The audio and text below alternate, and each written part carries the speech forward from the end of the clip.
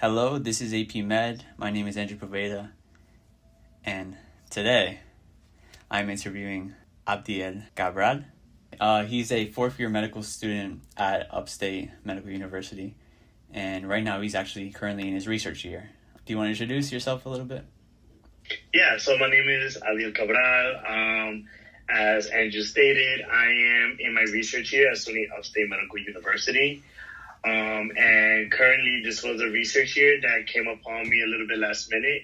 So it's not your traditional research year where I am doing research. Instead, I'm doing more on community projects, working on my nonprofit work and working with LMSA Northeast as the Chief Development Officer. And also I'm working with the American Academy of Pediatrics as well, helping them coordinate events. So that's what I'm doing this year. That's interesting, yeah. Do you want to cover a little bit more on your background of how you kind of first started in all of this, starting specifically more about your undergraduate years, how you really flew into medicine? Yeah, definitely. So ever since I was young, I always knew I wanted to be a doctor. There was at one point in high school where I thought I was going to be a lawyer. So I went to a school called Busher School for Social Justice, and I thought that was going to be my route. But then ultimately what let me know that I wanted to be a doctor was that in my senior year of high school, my father had to get open heart surgery. Luckily, everything went well, but I noticed how much my family didn't really have a connection to the medical field. There's no one in my family who's a nurse, who's a doctor, who's a tech or anything. So I felt like that was my biggest motivation. And so then from there, I went to undergrad at Brandeis University, predominantly white institution. I did my undergraduate years there. I struggled with school. It was a rough transition from my high school to undergrad. So I did a master's program at Lehman College here in the Bronx. And throughout my gap years, I did 3 to 4 years of gap years. I was an EMT as well. And that helped motivate me even more to be in the medical field. And then that's how I got into SUNY Upstate. I did a MD and PH program. So the first year at SUNY, I did my MPH, and now I am on my 4th year as a medical student. So in total, I have 5 years. But with this research year that dawned upon me, is going to be a total of 6 years. Nice, yeah. Yeah. Do you want to go a little bit more about your personal life, any how your background, your culture, how you grew up, and yeah? Yeah, so I'm from New York, born and raised in New York City. My parents are Dominican. I'm a first-generation American, so born here in the United States. But yeah, so a lot of my background comes from my strong connection to the Dominican Republic and with my family. I go to DR every other year since I was a little kid. And so being part of New York City and being connected to my Dominican roots, that has shaped my identity wholeheartedly. And so with my experiences of being in New York City, born and raised here, one of the biggest things that I am really proud of being a part of this community is that you get to experience a lot. You get to talk to people from all walks of life, whether they're rich, they're poor, Black, white, Hispanic, Indian, Asian. You get to see all types of folks, and I think that's something that has helped me become very social, very aware of my surroundings, and it has helped me become a better future physician as well, just in the way that I interact with my patients. I have that background where I feel comfortable talking to anyone. And so I'm able to bring that humanistic personality, and I'm able to connect with individuals on a personal level. So it's easier for me to have that when I'm talking to patients and when I'm talking and advocating for them as well. So I think that background has shaped me who I am today and to the type of doctor that I want to be in the future. Yeah, very true. It's very important where you come from, because that's kind of like the root and foundation of how you, not just how you practice in medicine, but also who you are as a person, because you need to be personable. And wait, so you mentioned you're from New York. You said the Bronx as well, right? No, not the Bronx. So I spent half my So I'm 29. I spent half my years living in Far Rock, Queens, and the other half here in Cypress Hills, Brooklyn. Okay. Yeah, because I was here in New York, and they're like, oh, there's a bodega and there's delis at every corner store. What's your bodega order? What's your My bodega order, very simple. So when I was younger, it used to always be a roll with ham, lettuce, tomatoes, cheese, salt, and vinegar. And then I used to get a bag of Doritos, and I used to get a nice 50-cent canned soda. The prices have changed, but when I was younger, that used to be like $5, and I could get like a little pack of Winter Fresh as well. But things have changed now. Now on a regular, sometimes I may get a bacon, egg, and cheese on a roll, but that's my go-to. I mess with it. Yeah, I like it. Yeah. All right, so do you want to talk a little bit more on your perspective, in terms of how you've seen and how you progressed through medical school? Because you mentioned that it's important from where you came from and your background, and that's kind of shaped you as a whole. So do you want to talk about how your experience was only in medical school and how that was kind of growing through that?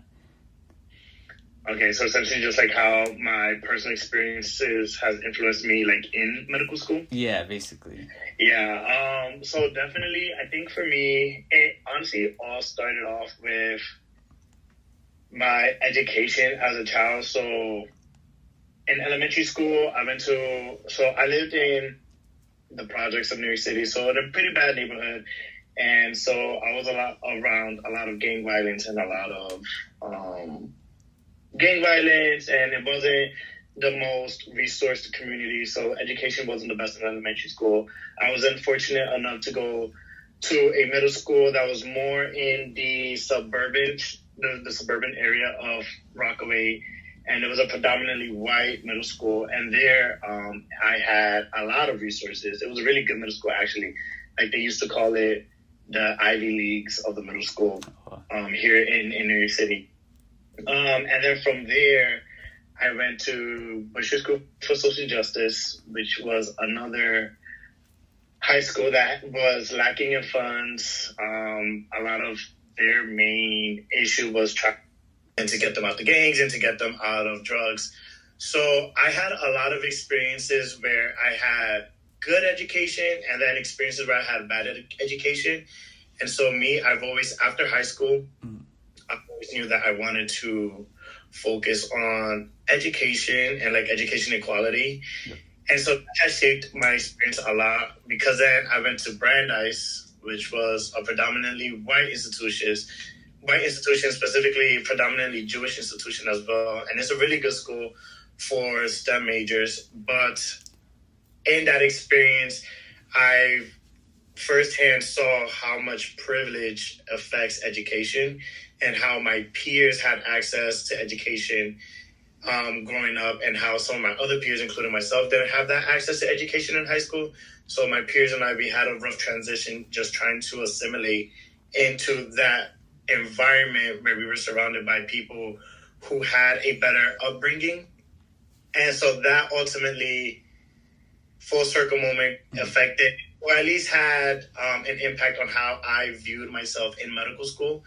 So a lot of things, being someone who's Hispanic, who's dark-skinned, you get a lot of these negative stereotypes from other students who may not have the same skin complexion as you, and they automatically assume that you got into med school because of affirmative action or because of they wanted to increase the diversity in medical school. So I felt a lot of that through some of my peers at school, but I had a lot of confidence in why I got into medical school. I had a lot of confidence of who I was.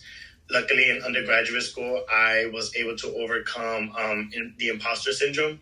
So while I was in medical school, I already knew how to tackle it. I was a bit older than a lot of my peers who had just gone straight into medical school. I had already a couple of gap years when I went to medical school. So I came in with a lot of confidence. I knew where my gaps in studying was. I knew how to tackle it. And so that's how I navigated medical school. It was just with a lot of confidence. And with this level of, I know who I am. I know what's my worth. I'm not going to let anybody else define me besides myself. And I allow that to carry myself throughout medical school, throughout my clinical years.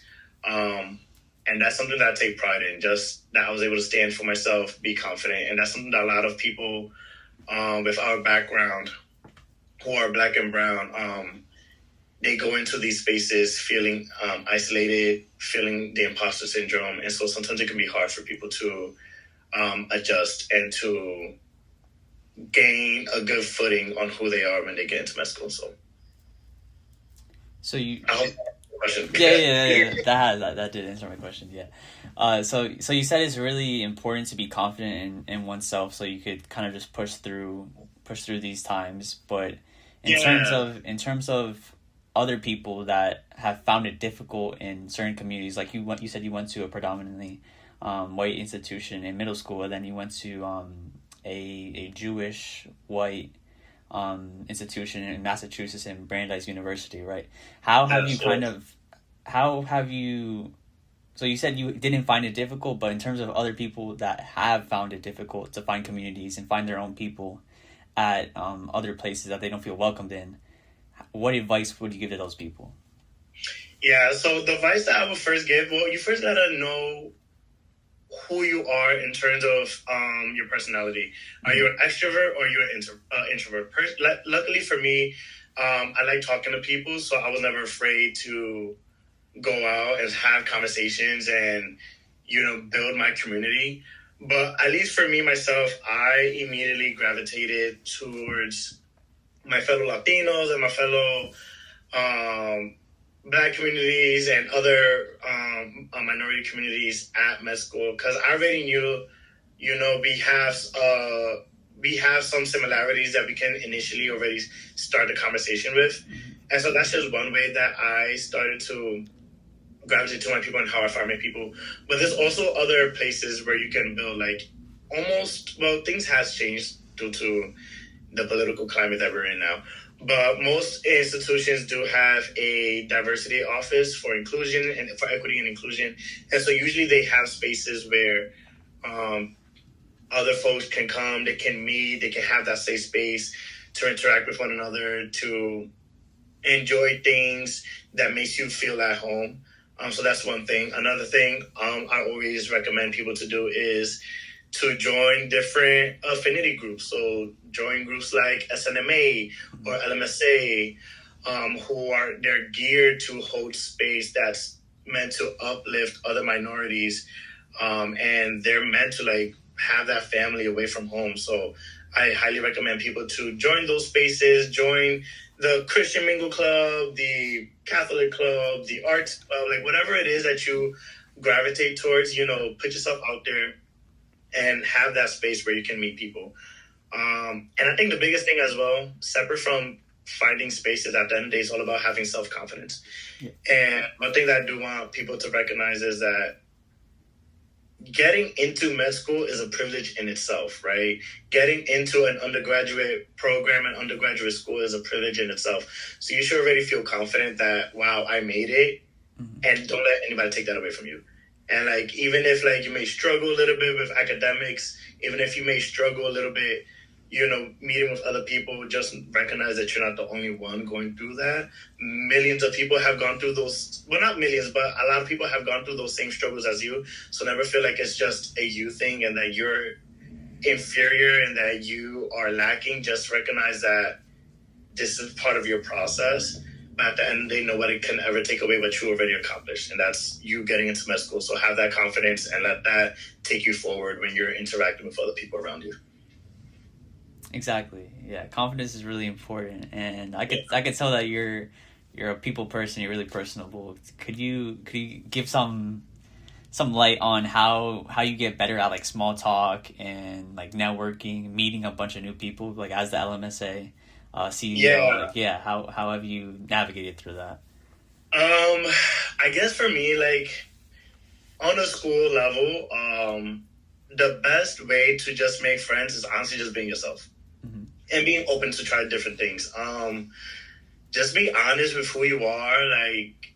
You don't have to cater to everyone's needs. You don't have to cater to anyone's needs, I always say, find the people that you connect with. You don't have to change who you are or change your personality just to make friends. Like, there's people and there's a group for you out there, no matter who you are. So always like appreciate who you are, appreciate your personality, appreciate the things that you like, and you will find your people who have those similar things. So I think starting off with that in terms of making friends, that's the first thing.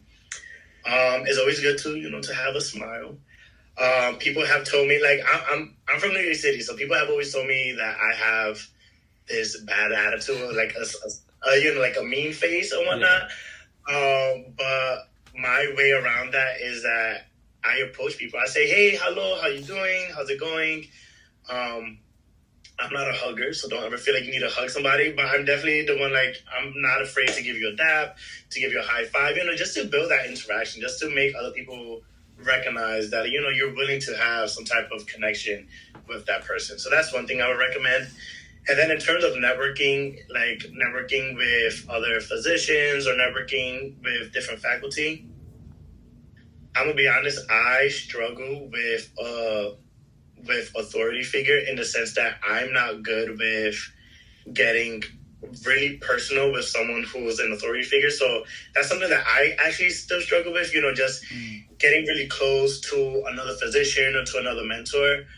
But at the end of the day, you really need to recognize that in life, the only way that we're going to succeed, unfortunately, is, aside from your own achievements, is that you really need to network. You really need to have people on your back who can vouch for you and who can support you and who can bring you different opportunities that you may not even know that's available to you. So that's something that I just had to force myself to do. So I would just reach out to different physicians and be like, "Hey, my name is Abdiel. I like this. How can you help me? And this is how I think I can help you."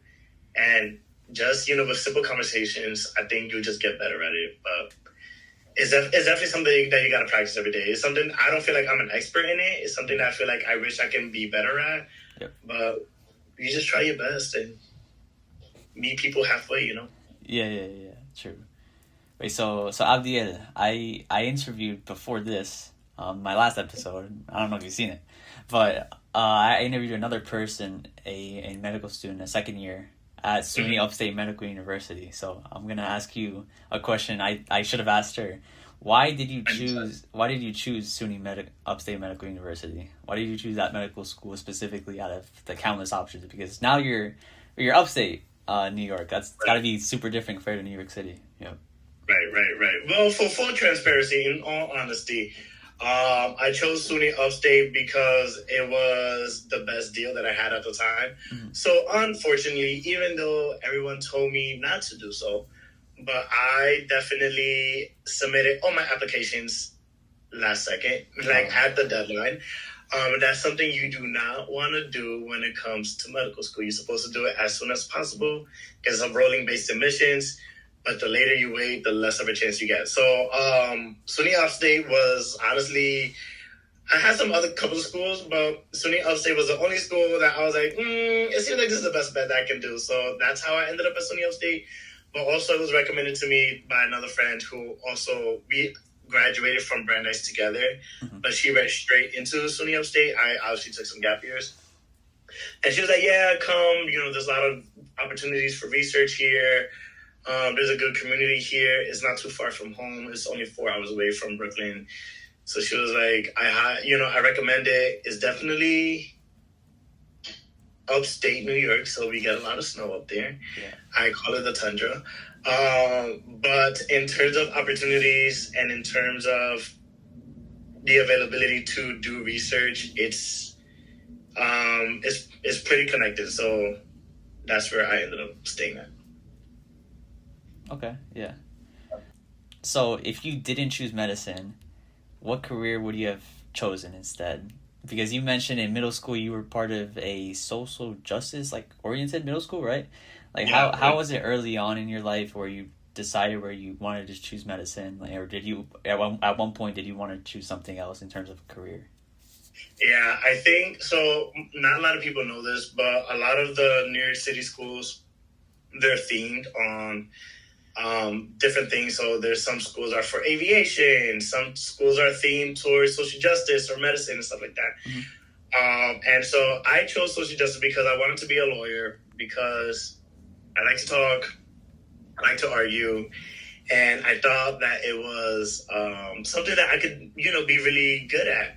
I ultimately decided I didn't want to go to law school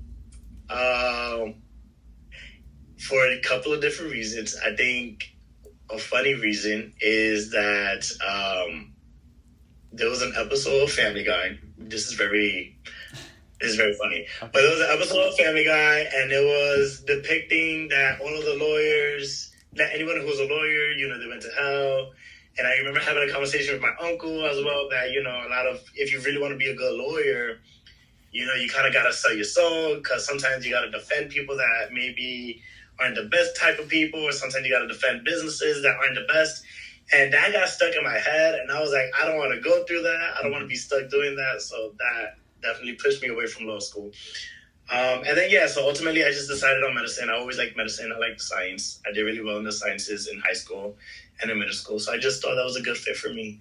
But if I didn't choose this path, it was either going to be law school. At one point I wanted to be a pilot. Oh. Or if not, I was just going to do the family business, which was to run my dad's supermarket that he had at the time. So. Okay. Yeah. Pilot. Do I regret it? Who knows? But it's definitely a lot of years. But I mean, I don't regret medicine at all. I'm very happy where I'm at. But it's definitely a long ride. I wish I didn't like this. I wish I was passionate about something that was more short term. But this is what God has for me, and this is why I fell in love with. So here we are. Yeah. Okay. So you mentioned that nobody in your family were in healthcare specifically. Kind of what oriented you, and did you hear anybody telling you not to do medicine, and how did you go against that?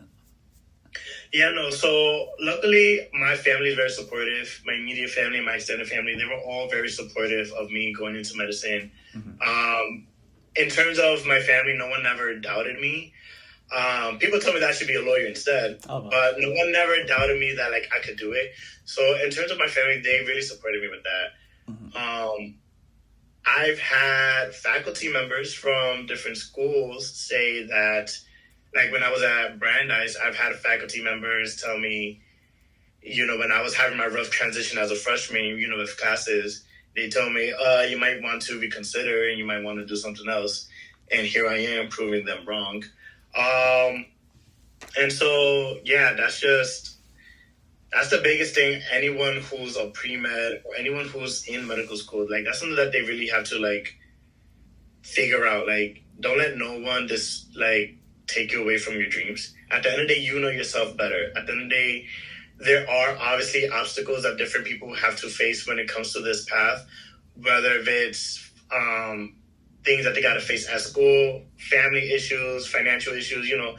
This process isn't easy for everyone, and it's not going to be as easy to obtain for everyone. But if you are really motivated at it, and if you don't care about the years, I definitely think everyone has the opportunity and the capability to pursue it.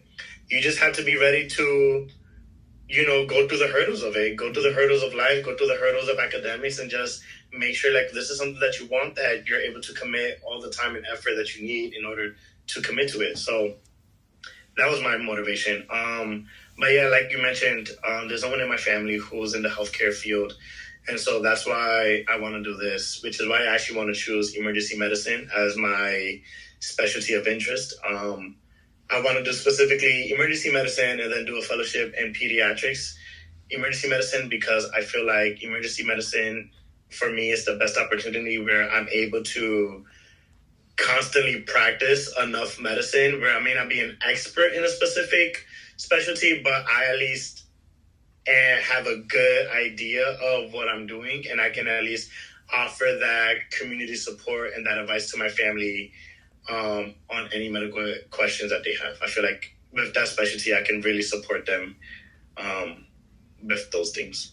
So you mentioned before that you took gap years before applying to medical school. What did you do during that time, and how do you think you could best take advantage of that time? And what would you do differently? Yes. Yeah, so when I was, so before I did my gap year, I was already a licensed emergency medicine technician here in New York State. And so ultimately, after Brandeis, I knew that my science GPA was trash. So I needed something to boost up my science GPA, as well as I needed to start studying for my MCAT. So that's why I went to Lehman College.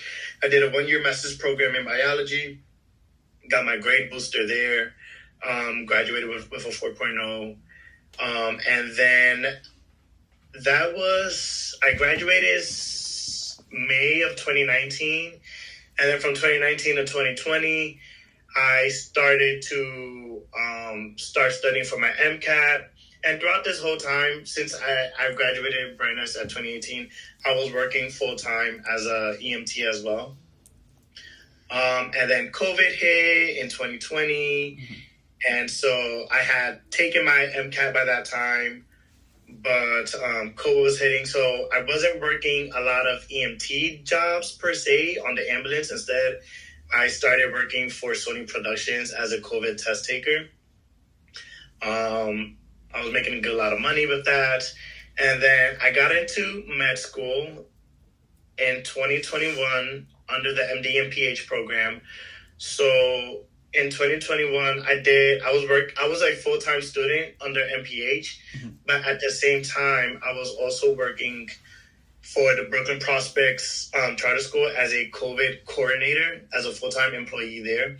So my job then at that point was to essentially do all the COVID tracking for the 6 schools that were part of that charter school network, and also create and implement the different health policies in that network surrounding COVID, and making sure that everyone was staying safe, and making sure that we were abiding by the policies that New York State were providing schools, and making sure that our parents and our students and our faculty were happy.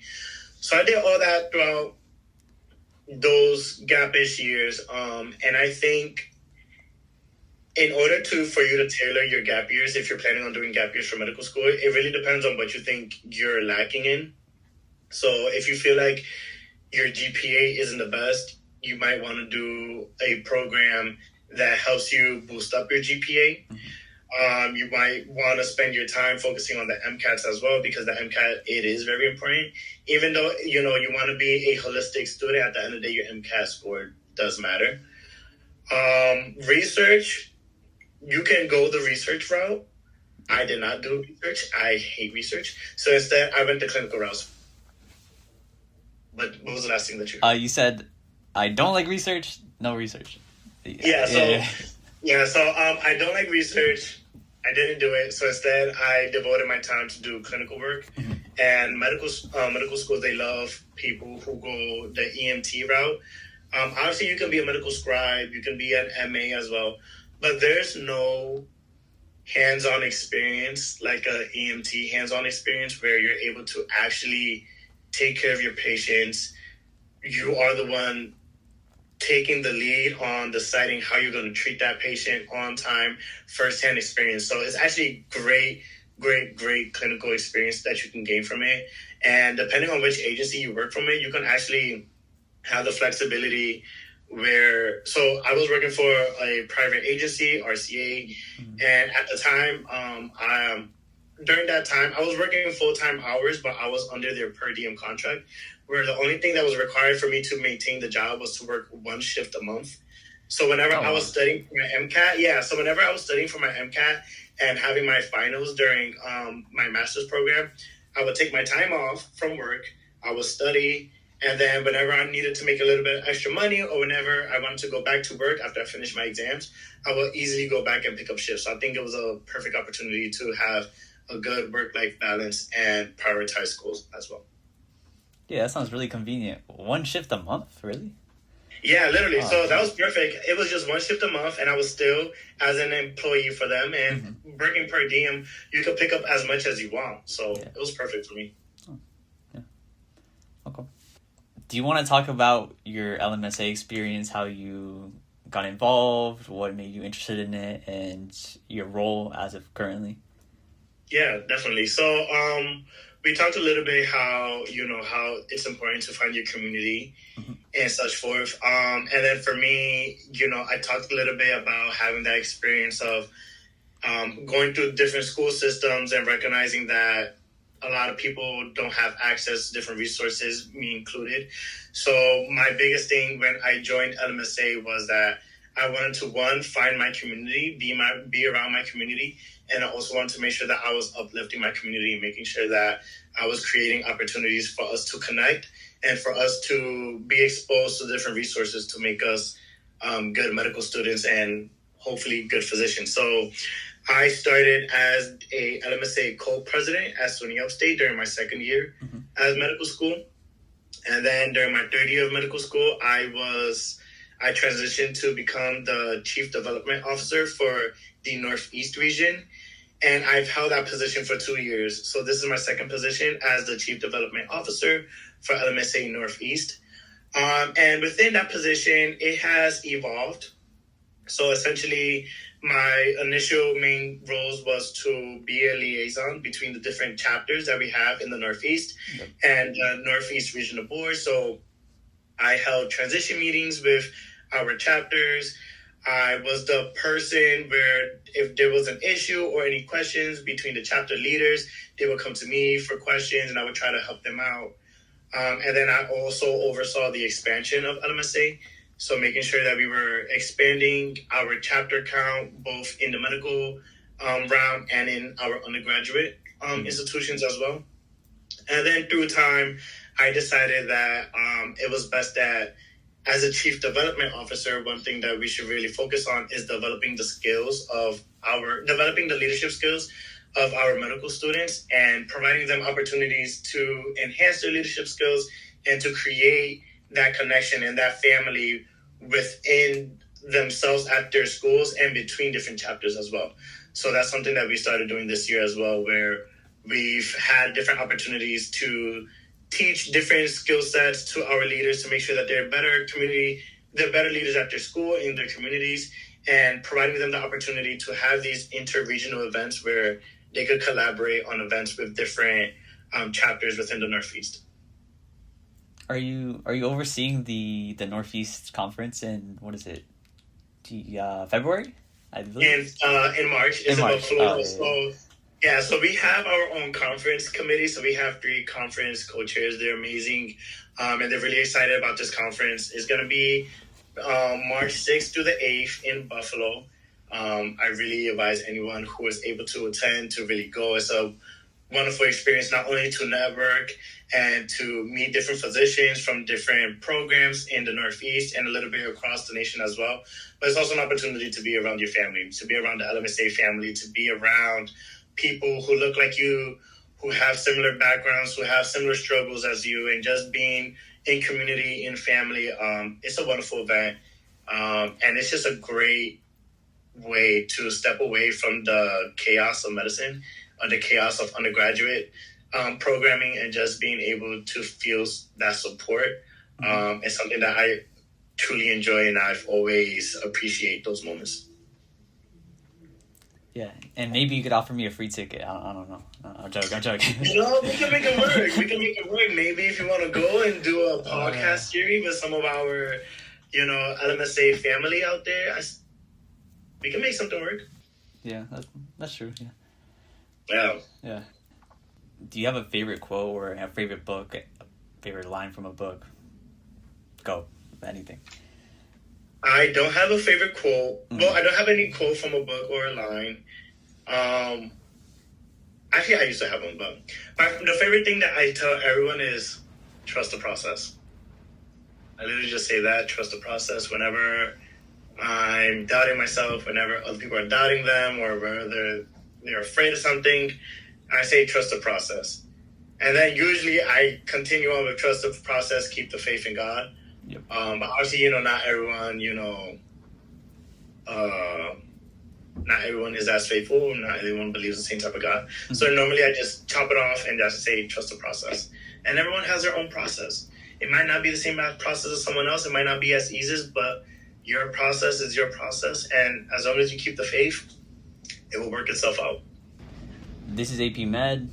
My name is Andrew Poveda, and we just interviewed Abdiel Cabral.